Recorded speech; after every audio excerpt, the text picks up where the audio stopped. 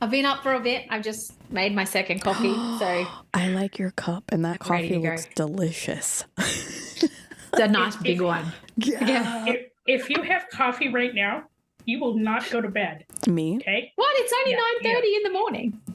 Oh, girl, it's 7:30 at night here. If she has coffee Oh, if right you now, guys have coffee, right? Well, I'm also having an energy drink, so what the hell is wrong with you? I'm exhausted. I was like, I gotta wake up. 5-year-olds, man. I don't know what to tell you. You're killing me. Killing me. Teenagers aren't better. I'm just letting you know. Oh no. When does the break come? Does it ever come? I mean, I'm just yeah. Yeah, when they move out of the house. Oh, I don't want him to leave though. Oh, I'm like, you can stay here forever. my eldest just bought a motorbike. I'm not getting much sleep. Oh no. Wait, how old's your oldest? He turns 21 in October. So. Oh wow. Yeah, motorbikes. Nah. No. Although Hey, you could do one in your backyard. It's big enough. Just get Max like the little baby one, man.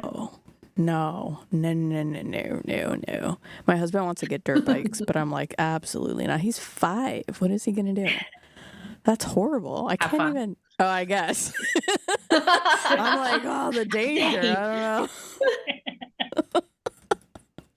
All right, man. Break bones. I know. I mean, no.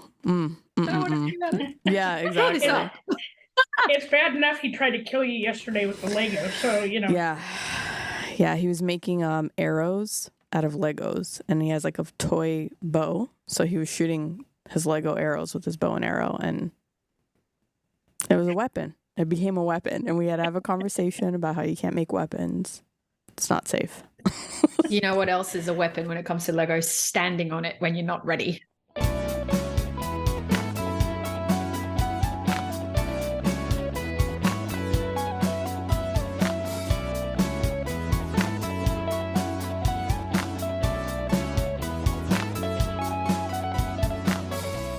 Welcome back to another episode of Shit That Goes On in Our Heads. I'm Dirty Skittles, and I'm joined here with... G-Rex. I know. I felt like doing something different that time. But we're also here joined with? Someone's here with us? With Megs. Hey, Megs. Hey, how are you? I'm good. I'm watching G-Rex slowly cringe like, let's do it again. No, let's keep it natural, man. We're just going to keep it rolling. Whatever, girl. Whatever, Welcome to the show, Megs. Here's the cool thing with Megs. So Megs is calling, we are interviewing Megs all the way from Australia. So I am so excited about this episode. Yeah. Thanks for joining us. Yeah, I'm here from the future. I know. Tell everybody Who said we couldn't time travel. I know. Proving them wrong. What time is it where you're located? It's 9:30 a.m. or 9:34 now. So your day's just getting started, or what time do you normally start? Yes.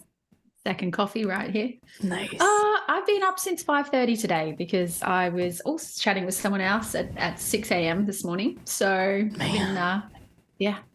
Wow. I'm primed and ready, girl. Okay, nice. I love that. So, Megs, tell us a little bit about what you do. That's a different question than I got asked this morning. This morning she said, "Who are you?" I was like, "Oh, how long have you got?"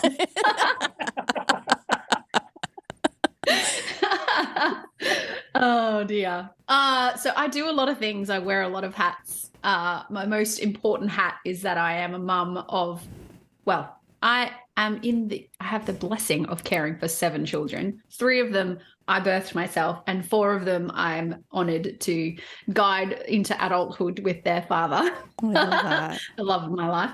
So I'm a mother first and foremost. That is my most important job. And I also am a podcaster like you guys, which I love because I love to talk. So I'm really excited to be here chatting with you guys. And I'm also a life alignment coach. That could mean many, many things. One thing I am not is a life coach because, as one of my best friends says, no one's qualified to teach life or coach that. We're all figuring it out as we go. But by me saying life alignment coach, what that means is that I help people uncover what's most true and real about themselves, or rediscover, more importantly, and live in alignment with that.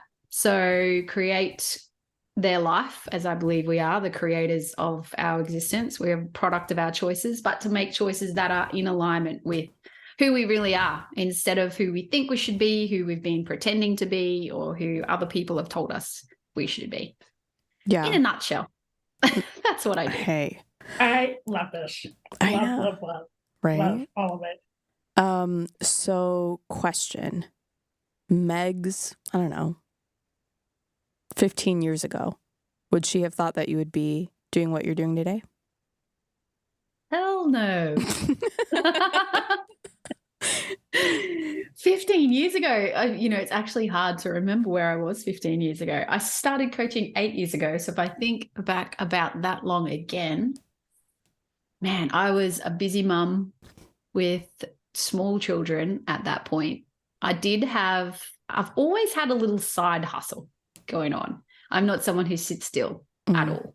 Yeah. I mean, I'll sit still while we're chatting here, but yeah, I'm not someone who does nothing. So even though I was a busy mum, I always had a little something going on the side for myself to keep myself sane. Mm-hmm. And I love to grow and learn and try new things. So I think if I go back 15 years, I probably would have been a Tupperware lady. Believe it or not. Nice. Okay. That was Yeah. Yeah. I mean, You didn't see that coming, did you? No, well, it actually reminded me, we just had somebody on our podcast and that was her first job, was selling Tupperware. So I was just thinking to myself, man, twice this season, and we heard about Tupperware, which is, it's cool. It was my first business. So my first entry into working for myself and owning my own time and that kind of thing. All right. So how did you move from that into what you do today? What was your journey like? Such a journey. So, I mean, I feel like my coaching journey actually began when I was a hairdresser. I told you I wore many hats. I was not lying. So the first one I wore was a hairdresser. And I feel like I was in that space for probably the same amount of time, but I remember people coming in and just, they would pour. I mean, you've been to the hairdresser. I know you've been to the hairdresser recently to G-Rex. I just called you G-Rex. Did you slip up? G-Rex. Looking good, by the way. But you when you go to the hairdresser, we pour our heart out, right? We usually, they go, how's life? And you go, huh? You've stuck me. Well, this color's on. You've got me the whole time. I'm going to tell you how my life. And they do. And so what I end up feeling like after, being in that role for a while was that I'm kind of a counselor. And I think any hairdresser that you speak to will tell you that we kind of end up, soothing our clients more than just making them beautiful. And so that's where I really feel like my fascination with human behavior came from. And what I mean by that is no one really has a clue who they are. I mean, we're figuring it out as we go, which is the beauty of being a human being, right? Figuring it out as we go. And most of the time we figure it out when we screw up or when things aren't going well, which is generally what they're sharing. And so what I found fascinating is that people would come back and they would still have the same issues 6 or 8 weeks later that they had 6 or 8 weeks before. I'm like, why are we doing nothing about this? And so I tell you that part of my story because it a lot of the things that I've done after that, I had my own salon for a while with my own clients. So that was, that was even more so intense because they were my clients coming to me over and over again.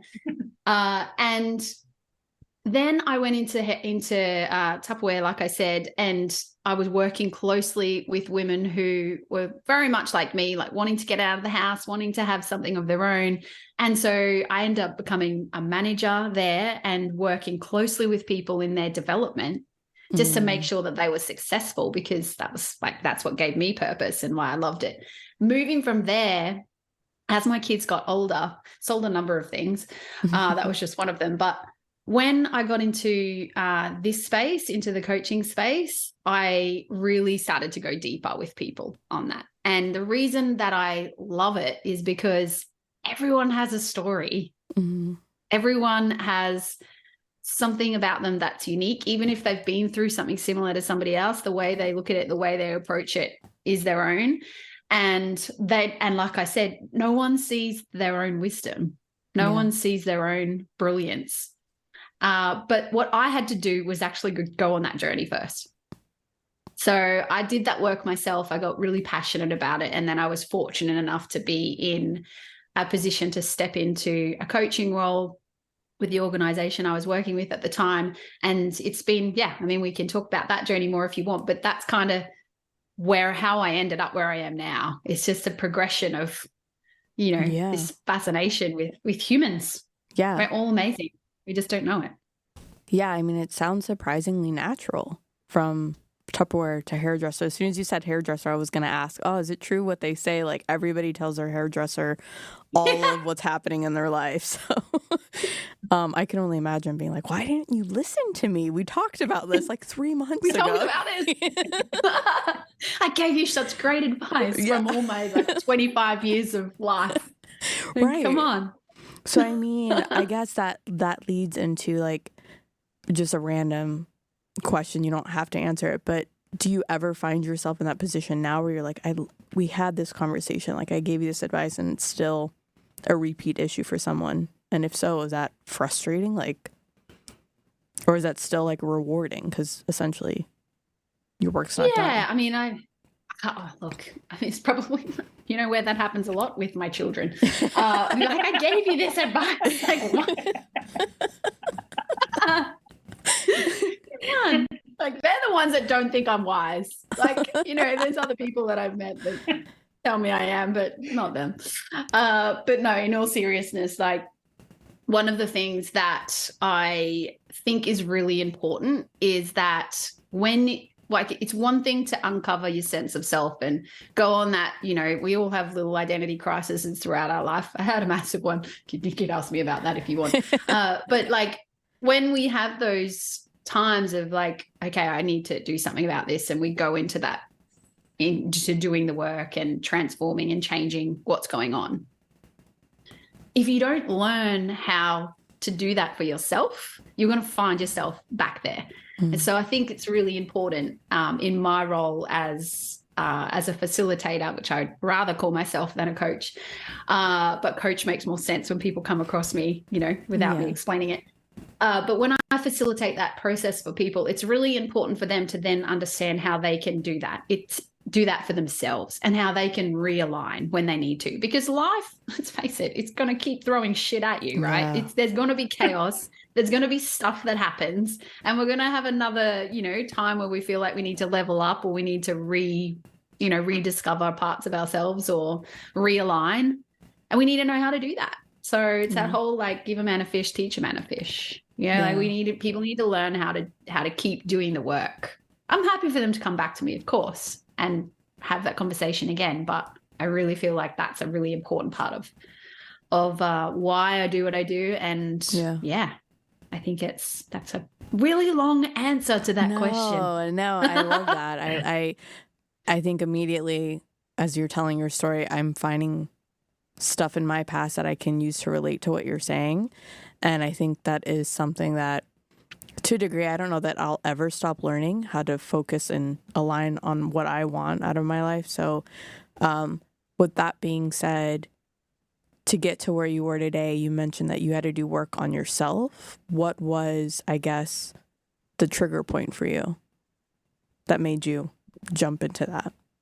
And if you're comfortable sharing, obviously. Yeah, I'm just trying to think of where to start. So I think, one of the things that we all maybe are unaware of, is the right way to put it, is that we make up stories about ourselves our whole life, right? Yeah. So we go through things as a kid, and obviously we get parented the way we get parented. Let's leave that there, park that one. And then we make stories up about who we are based on what those things. And so then what we do is we look for evidence that story is true, so we don't think we're crazy. Right. So then we have this. So we have this story, and we have an origin where that story was created. We not aware of any of this, which I said first. And then we go, okay, if this story is true, I need to find evidence to make sure I'm not crazy. So then we gather evidence our whole life. Mm-hmm.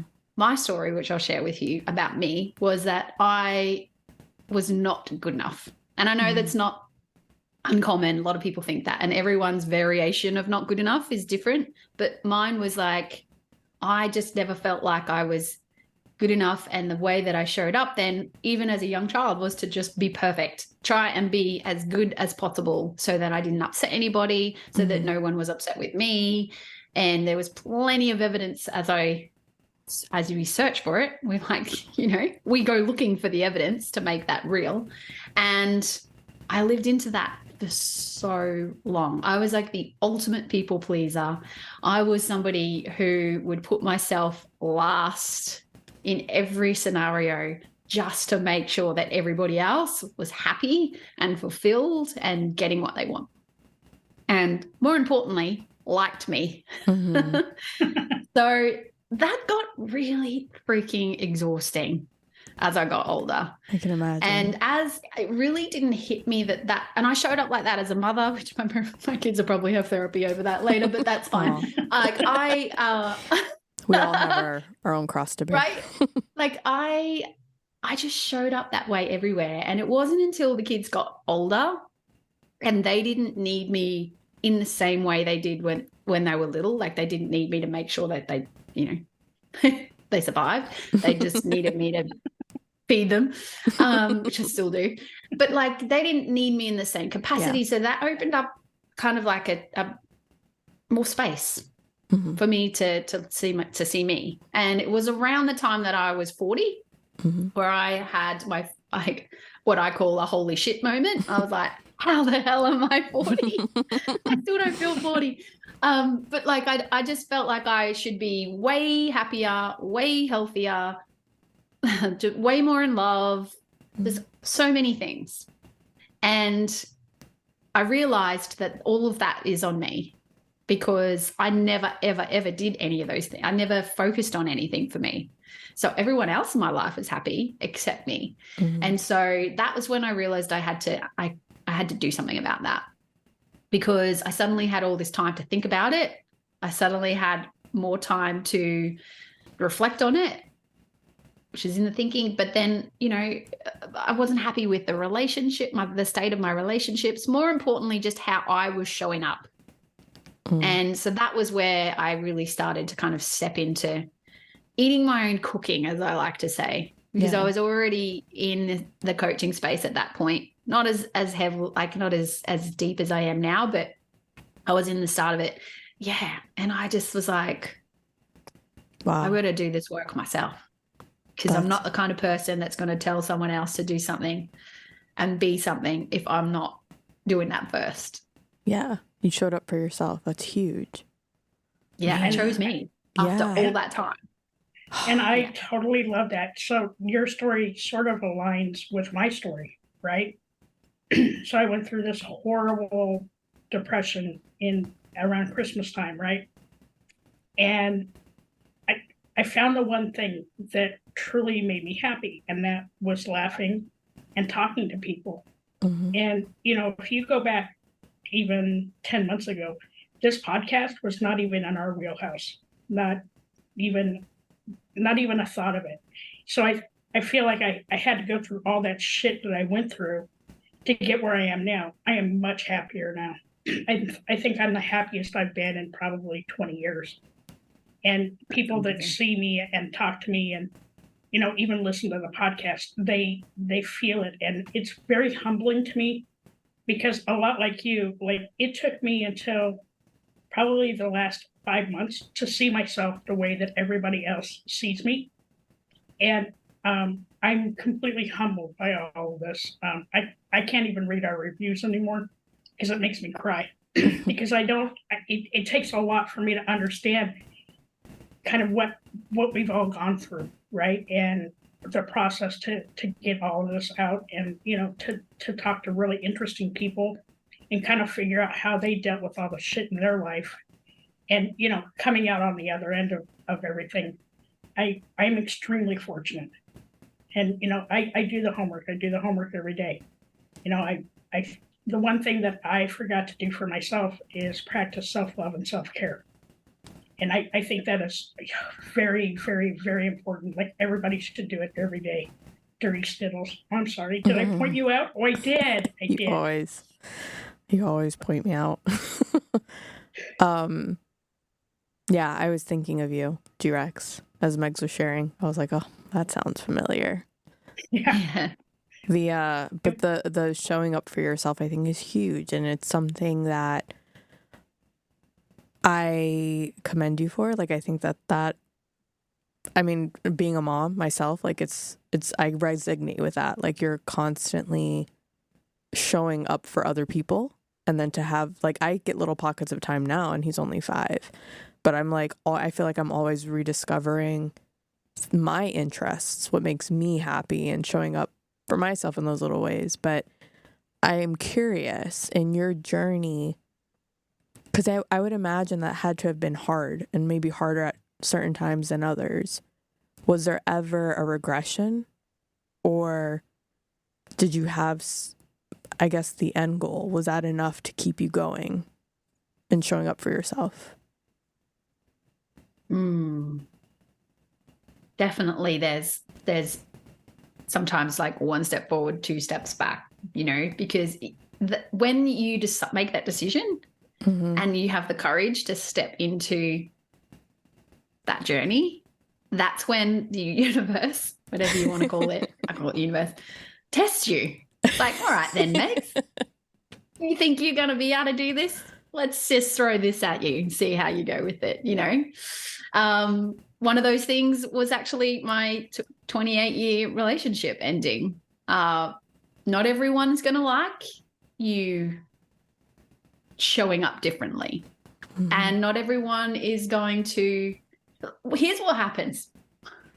Here's what happens. So you decide that you're going to be bigger, that you're going to express yourself, that you're going to try on this new, or rather take the coat off, probably is more a better analogy. I love analogies. Not going to be sorry for that. And it makes everyone around, well, it does 2 things. It either gives everyone permission to do the same, or it makes the people that aren't ready to do that uncomfortable. And so in that discomfort, they are going to try and pull you down. They're going to try and keep you as the version that they know. And in my case, because I was somebody who was an overfunctioner, that made everybody else's life easy. So all of a sudden, when you stop doing that, that makes everyone else's life hard. They get grouchy. Right. And so then you've got to navigate that and decide, it's so easy to step back, which I did so many times, step back from it, because I was stepping back into that old habit of oh, I don't like upsetting this person. I don't like that they're unhappy with me. I don't like this. But then you just have to keep choosing you. It's like you've got to keep doing it over and over again every single day. You got to choose yourself. And I think the same thing about, this is totally off topic. I hope this is okay. But I think the same thing about love. Love is a verb. It's something that you choose to do. And so actually, it's not really off topic now that I'm going through it, but you choose to love somebody for everything they are and everything they're not. And you choose to do that over and over again every day. And so love to me is a verb. And it's something that we continue to do. And it's the same thing with loving yourself. It's you've got to choose yourself. So yeah, you're going to regress because people are going to push back, and there's going to be friction, and there's going to be tension and, heartache. But you've got to choose you. You only get one go in this body, in this set of circumstances, Yeah. And so you got to make the most of it. And at some point you have to decide that that's what you're going to do. And not everyone's going to like it. And there was some really hard goodbyes for me in my my journey. But on the other side of that is everything I've ever wanted. And you know what's really interesting too is that the momentum that comes from choosing you. And the more you do it, the more you end up like it's the speed. Like I'm only 45. I'm happy to say how old I am, but like it's been 5 years, right? Since I've just shared what I shared. Like in my life is a 180. It's done a 180 compared to what it was like then. Wow. It's ridiculous. And most of that's happened in the last 12 months, if I'm honest. So it's like it snowballs and it speeds up and the momentum is exciting. I'm excited for you, G-Rex. It's only been that long because like in another 12 months where you're going to be, if you keep choosing you, it's so freaking exciting. And you know what? It's not easy to do that. And that's why I think the work that I'm doing is so important and why I feel continuously showing up for people with like what we're doing now, but also on my podcast is like, keep choosing you. We need to be reminded. Yeah. Because it's so easy to just slip back into how you were before because it's easier, but it's actually not easy in the long run. It's exhausting. I can tell you. It's extremely exhausting. Yeah. But like you said, with the momentum, like, January rolled around, still kind of a hard month. February rolls around, we launched the podcast. And then it's been like this crazy, like fun carnival ride, right? Like it's been amazing. And just, it's opened my eyes to so many different possibilities. Both for Dirty Skittles and we love doing this. I love talking to people. I learn something new with every single conversation. And I'm rediscovering like who I should be and why I'm this way. And I'm seeing it now that I've gone back to work and I'm much happier. I'm so much happier. Dirty Skittles will tell you the from like December to January was really, really rough for me. Yeah. But I'm in such a better place. And I love listening to you, Megs, because everything you said is everything that I felt and I'm doing for myself. And right now I choose me. I choose my happiness. I choose what my destiny is going to be. And at 60, I wish that I had learned these lessons in my 40s. So that gives you a chance, Dirty Skittles. You can learn all the dumb life lessons I already learned. We're going to teach them to you. Because I don't want you to like wake up at 59 and a half and be like, what the fuck just happened? I mean, to go back to you, G-Rex, I remember that really rough time and conversations we had around then. And I remember when you made the decision to start therapy and start choosing you, right, essentially. I remember telling you, oh, I'm so excited for you. Like, I can't wait for you to feel like a sense of relief because you were at a low. And I was like, oh, she's choosing herself. She's taking the steps to get higher than this and feel better than this. And I just remember telling you, I'm really, really, really excited for you because it's going to be, It was exactly what you needed to do in that moment and you did it. And yeah. And I can't wait for like the next 6 months, right? Like there's just so much happening, so much good happening in my life. And I really, really, really try hard not to regress, right? Like one of the problems that I have, Megs, is I get into my own damn head, right? And like I have to remember to center myself and remember that I'm a good person, that I do know a lot. So that's one of the things I still kind of struggle with. I actually had therapy yesterday just to get out of my head because tomorrow at work, I have my first customer call. And I'm also going to share my mental health journey with the company because it's really important for people to realize that it can happen to anybody. Like nobody thought it would ever happen to me. I didn't think it would happen to me. And when it did, it was terrifying. And so I don't want anybody to ever feel the same way that I did. But I will tell you, I did get a comment from somebody that listens to our podcast, and they said that we actually saved their life. Whoa. Because they are going to therapy now. Whoa, and dealing with their own struggles and their own insecurity. So, like I said, very humbling. We are not professionals by any stretch of the imagination, but that to me resonated a lot with me because, like I said, I don't ever want to go back to where I was. I want to keep moving forward. Yeah. That's huge. Powerful. Yeah. Wow. How do you even segue off of that? That's huge. I don't know. So I do have one for Megs. Yeah, so we took your little quiz, right? Oh yeah. That you have on your webcast, on your webpage. And I'm the bitchy one. I think I was Debbie Downer. Was there a Debbie Downer? Hang on now. Yeah. Hold up. Let me reframe that for you. You're not her. She's a part of you. That's what it was. Wait, so you brought that up, but now I feel like we have to have Megs talk about the quiz. Yeah. Did you say you got Debbie Downer? Yeah, I believe I did. I was like, oh. That was my exact reaction. I was like, oh, I don't think I'm a Debbie Downer. Oh, I'm so glad that you brought that up and that you've told me that you felt like that, because I'll have to revisit maybe how I'm marketing it, because the whole thing is that I want you to understand that she's not you. Mm-hmm. She's not the real you anyway. She's a part of you, but she's not the real you. She's not the you that you want, showing up and being the front face, right? Mm-hmm.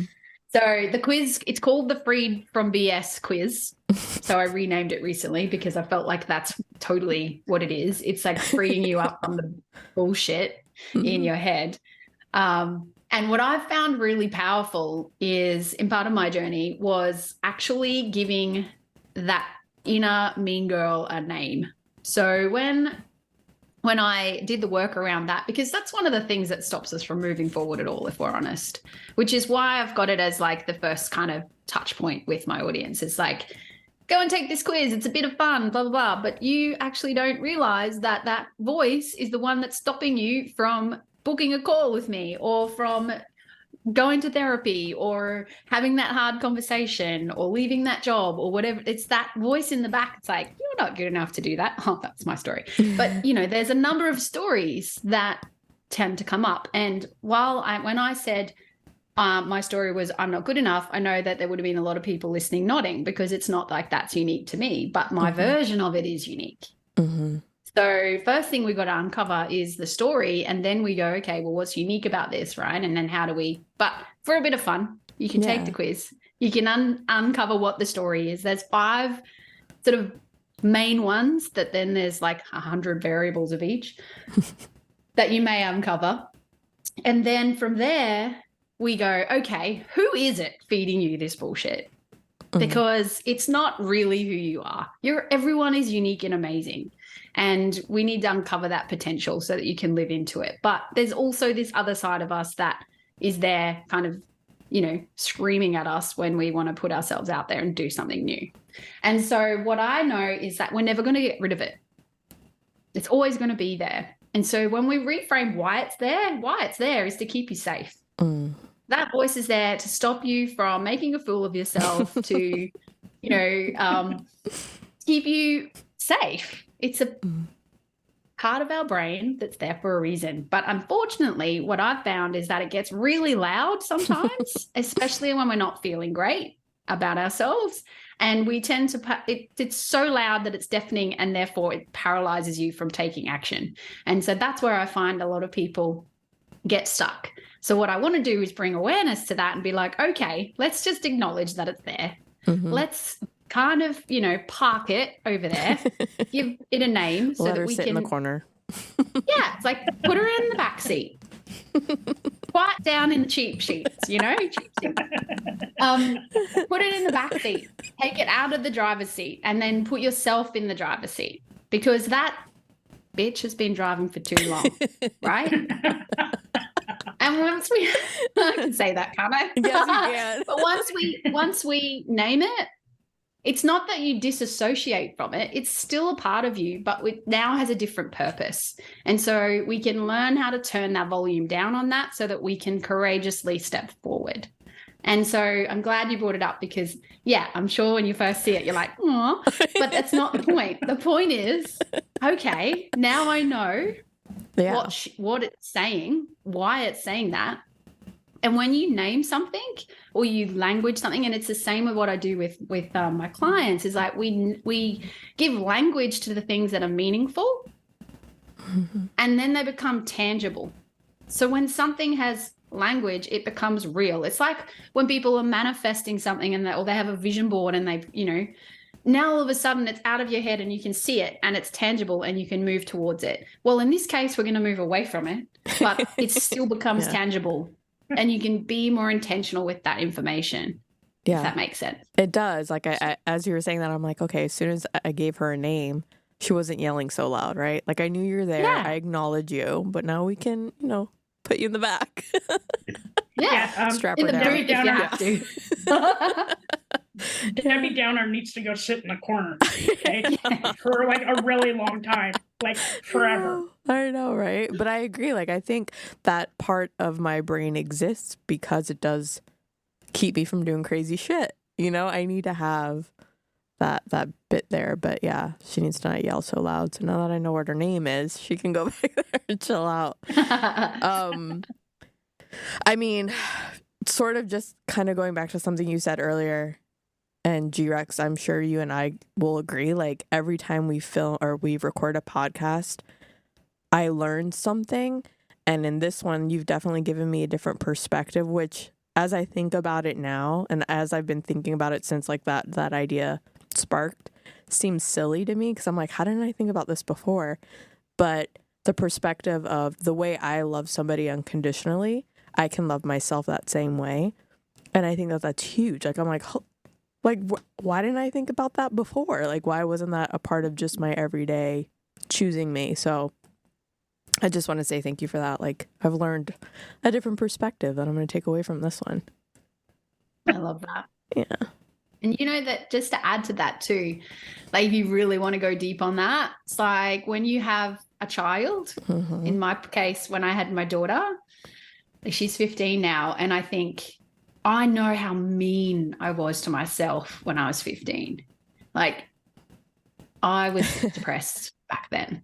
Like and definitely I was being heavily bullied at school.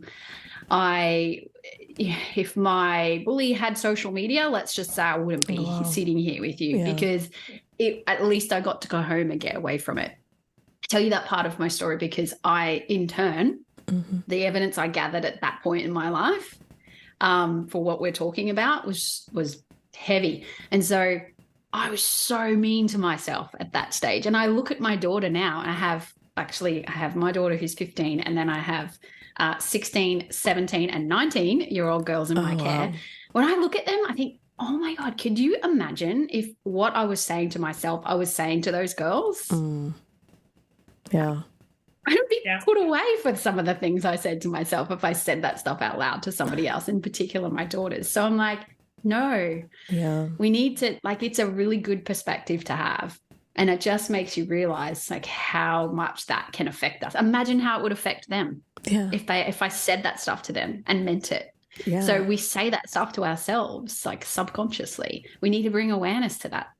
Yeah. And I think it's like very in line with the title of your podcast, but like that shit's got to stop. Like, it's not going to go anywhere, but we can reframe it and we can use it to our advantage. Well, we need to. And also it's like, to add to that, I know how good I love others that I'm like, yo, why am I holding out on myself? Like, I would benefit from it, So I think, huge. And the same for me. Yeah. Same for me. Like I, being a true empath, I feel everybody's feelings, but now I have boundaries and I choose me. Because that's my key to happiness is I choose me. And then I have a little box. It's called the boundaries box. So if it smells like drama, it doesn't get to come in anymore. I love that. Yeah. How do you, Megs, how do you set boundaries? Like I ask because I'm curious if you're affected by some of the work that you do, hearing other people's stories. Do you have a way to stay aligned with yourself? I feel like that's a two-pronged answer.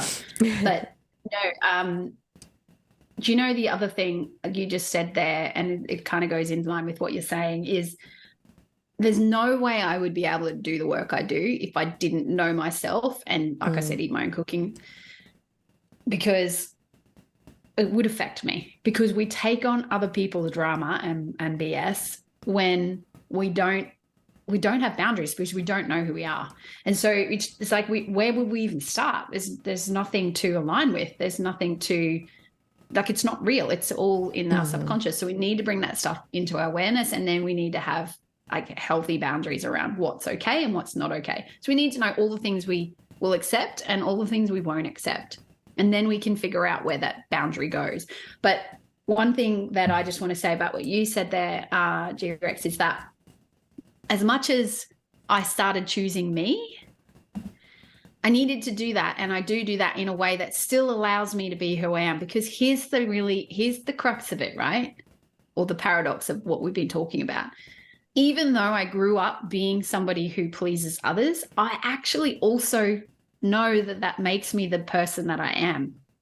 So I am somebody who loves other people. Like I'm a hugger. I'm like the most affectionate. If we were meeting in person, you would have got a hug by now. Like I'm a hugger. I'm affectionate. I'm somebody who likes to acknowledge other people. I know what these are values of mine.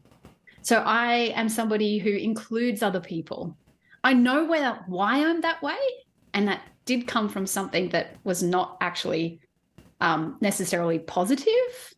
But because I went through that and because I chose to be that way and then continued to be that way, it's also made me who I am. So we need to really start to look and go, okay, these are things that, like we're saying, this isn't a good thing to think, well, I'm a people pleaser, or I'm a this or I'm that. Yeah, but what's the beauty in that? There's still beauty in that. So we need, when we talk about boundaries, it's like, well, we don't take that too far, but we can still be that way. I still love looking after my family. I love looking after my partner, but we need to have a boundary around where that then becomes self-abandonment. Because otherwise, if you put yourself completely in the back and you do not look after yourself, then it's too much. And then we end up back where we started in this conversation. So I think when it comes to boundaries, it's like recognizing that some of the things that you're going to uncover, like that we want to let go of, we want to rescue the value from it though. So it's like we go and unpack it. We rescue the value from those things, and then we let the shit go. And we leave that stuff back there. And then we carry those beautiful things with us, and we can be intentional about it. And then when we can be intentional about it, then we can set a boundary that's healthy. I love that. I know. Love this. Oh my God. Like I've learned so many things tonight. See, I should have had my paper with me tonight. Lucky you're recording. I know. So Megs, where can people find you if they want to continue conversations with you? I love that you said if, because you know what? I'm not for everyone. And you know what? I'm totally, after a long time, and after you've just heard my story, I'm okay with this. I'm totally okay with this. So if I am someone that you want to connect with, then you can reach me on probably my website is the best place to go, just breedtobeYou.com. My little quiz is going to pop up and tempt you. So if you want to take that, please do. But yeah, I think the other thing to do is just to like jump on a call. I love to talk, if you haven't noticed. So I'd love to talk to you. And if I'm your person and you want me to navigate this journey for you, then I'm all in. Nice. I love that. Oh, Megs, man. You are so lessons. Awesome. So, lessons. So I have a question for Megs. Can you tell us a little bit about your podcast? Because personally, it's one of my favorites, next to mine. I love that. Thank you. And I did see your review, and I did go. I did have a little moment there, so thank you for that. Well, my podcast is called the Freed to Be You podcast. And if you give me like 30 seconds, I want to tell you why it's freed and not free, because I've been told so many times that it's grammatically incorrect. And guess what? I don't give a shit because it's a reason for that. I love that. Tell us. Tell the people. So the D is there for a reason, because we need to step over the line into self-discovery, like we've been talking about. So we need to understand that the freedom is on the other side of choosing ourselves. And so that's why it's freed to be you and not free to be you. Because I want people to understand that there is a precipice that we have to be brave enough. And so my podcast is about giving people the courage to do that. And the way that I do that is by having people on who have either done it themselves, so they are stepped through self-abandonment and they're living a fully self-expressed life, or there's somebody who's personally helped me on that journey, or they're helping other people, or helping my audience, which is generally women over 40, who they're helping them in a different way. So health is a big thing.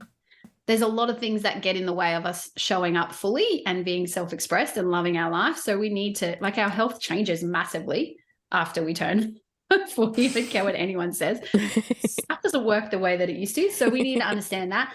And then, like, you know, relationships is a big topic for me, because I think that where we uncover ourselves and where we uncover ourselves and also where we can get the most stuck is in our relationships and when we relate to other people. So lots of chats, lots of conversations that I'm having. I am going to bring in a little bit, you know, more juicy topics next year. But yeah, I just want to give people permission to have the courage to actually do the work and know that that work's going to go on. It's never going to end. Well, I'm only going to stop doing it when I'm in the ground. So I'm just going to tell you that, you know, if you think that you have big, you know, health and life changes at 40, wait till you hit 60. Okay, because it fucking slaps you in the face. Yeah, I get it. And that's the thing, hard. It never ends. Right? We're going to be reinventing ourselves and rediscovering ourselves until we're not doing that anymore. So, you know, we're going to learn how to do that. So I have two questions for you. What do you do now for self-love? And what do you do for self-care? Oh, self-care. Well, I got my nails done yesterday, which is what most people think of when you say that, right? Right. Where people go, the obvious things. So that's one of the obvious things.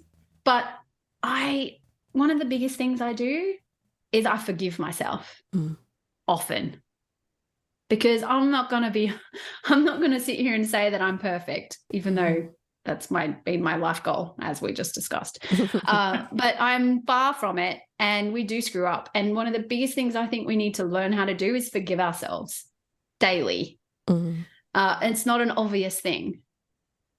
Yep. And it's not easy to do, because if we don't, that cup fills up real fast, and then it's a lot more work. So that's one of the things I do. I've learned how to forgive myself. What does that look like?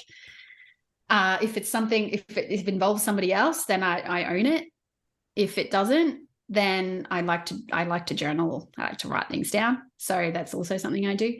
And self-love, I freaking love music. I love podcasts, but I really love music. I find it's kind of therapeutic for me, and it's interesting what music I choose, but I find that it shifts my mood immediately. And if I'm not doing anything where I need to have other, you know, or if I'm not editing or on a podcast, but there's always some music in the background, because I just find it I love it. And also love the beach, which I think we might have chatted about that before, but I live in a beautiful place. So getting outside, and another obvious one, right? But we need to figure out what that stuff is for us. So it's a great question. I love it. Dirty Skittles. We need to go to Australia now. Oh my God, yes. Oh, please do. We would have so much fun. Literally, sign me up. Although I hear you guys got some like huge bugs and like all kinds of crazy shit over there, right? So funny. Everyone over there thinks that. I don't know where it started from, true. Honestly. No, but yeah, that would be awesome. We should do it. Ooh, we could do like a traveling podcast. Yeah, we go to Australia first stop. Awesome. Yeah, that would be awesome. I love your story, Megs. Yeah. And I love everything about your podcast and your message. And it resonates with me on such a high level. Yep. And I think that's why I love your podcast so much too. You're just a good person. You really are. You have an amazing heart, and just sharing your story with us was huge. Yeah. Thank you, Megs. I appreciate it. I mean, I've learned more in this episode than I probably have all season. Like, just the perspective. I'm not going to forget it. So thank you.